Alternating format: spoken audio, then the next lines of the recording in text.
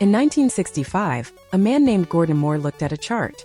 8 transistors on a chip, 16 transistors, 32 transistors. The pattern was unmistakable, so he made a bold prediction. Transistor density would double every 2 years. Forever. That was it. One observation, one prediction.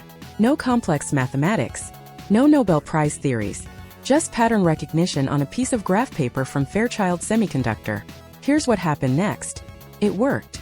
For 60 straight years it actually worked. Not approximately, not close enough. It actually worked. Companies bet billions on it. Scientists treated it like physics law, not prophecy or luck. And every 2 years, sometimes faster, sometimes slower, chip makers delivered exactly what Moore predicted. It became scripture in Silicon Valley. Moore's Law, the one prediction that never died. Until now, every chip that shrank got cheaper to produce. Cheaper meant more people could buy computers. More buyers meant more revenue. More revenue funded research for the next generation. It was a cycle that fed itself. A transistor cost $1 in 1980. By 2010, it cost fractions of a penny. That's not speculation. That's documented in economics papers.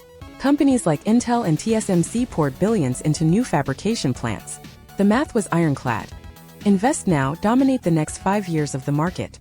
Venture capitalists spotted the same pattern immediately. Startups didn't need to invent entirely new physics. They just rode the wave. Smaller transistors meant lower power consumption. Lower power meant new devices became possible.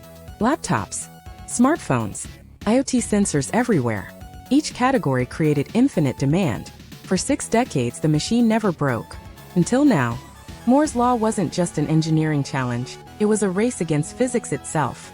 By the 2010s, transistors had shrunk to single-digit nanometers. 3 nanometers. 5. We'd compressed billions of switches into spaces smaller than viruses. But something sinister happened at that scale. Electrons stopped behaving like marbles rolling down a track. They became quantum waves. They tunneled through barriers they shouldn't be able to cross. Quantum mechanics went from theoretical physics to a chip manufacturer's worst nightmare.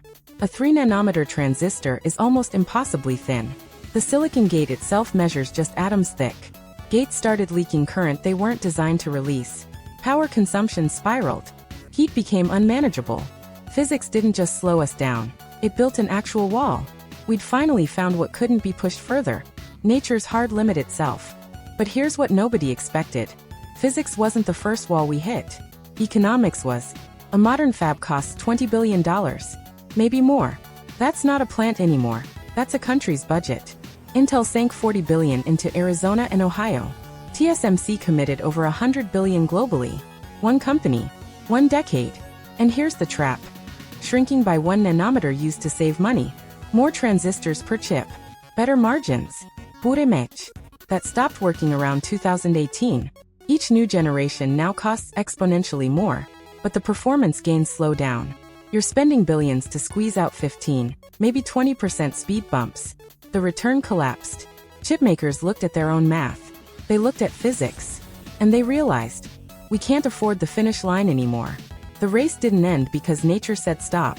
It ended because the bill came due. But here's the thing. We didn't stop building.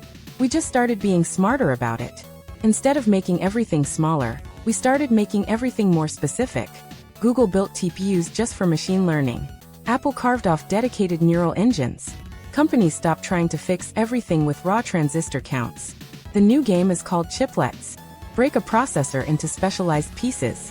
Stack them in 3 dimensions. Now you're not wasting power on things you don't need. NVIDIA dominates because they nailed AI efficiency first. Their chips do less, but what they do with surgical precision. No gasted cycles. No wasted heat. It's like replacing a sledgehammer with a scalpel. Suddenly, the bottleneck wasn't physics anymore. It was architecture. And that's a problem we know how to solve. Here's the solution. The smartest engineers aren't optimizing chips anymore. They're optimizing code. Billions of dollars now flow to better algorithms, not faster transistors. When NVIDIA can't squeeze physics any harder, they fund CUDA, the software layer that makes GPUs actually useful. When traditional CPUs plateaued, Google built TensorFlow. Meta built PyTorch. Because code that's 10 times smarter beats silicon that's 10% faster. The winners now write better algorithms, not faster chips. The next decade's breakthroughs won't come from manufacturing fabs in Taiwan. They'll come from research labs writing software, writing code that does more with less. That's where the real edge lies now. And honestly, we're just getting started. The best engineering brains aren't going into hardware anymore. They're going into the software running on it. That shift changes everything.